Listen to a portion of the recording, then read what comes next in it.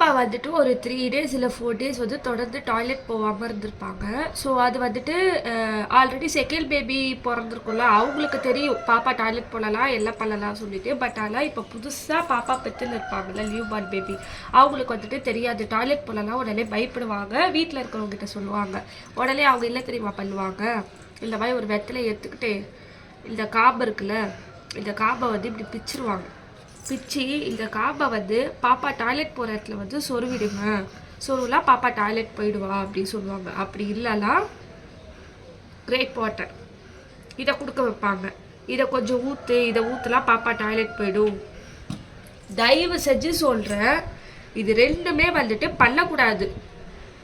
ஒரு 7 நாள் 8 நாள் கூட டாய்லெட் போகாமல் பாப்பா இருக்கும், 10 நாள் கூட இருக்கும். என் பையெல்லாம் வந்துட்டு 12 நாள் கிட்ட டாய்லெட் போகாமல் தான் நான் பயப்படவே இல்லை. ஏன்னா என்னுடைய பெரிய நாட்டில் சொல்லாங்க, இந்த மாதிரி பாப்பாக்கு இந்த மாதிரி இருக்கும், பாப்பா வந்து உடம்பு போடும், அதனால அப்படி இருக்கும் அப்படின்னு சொல்லிட்டு.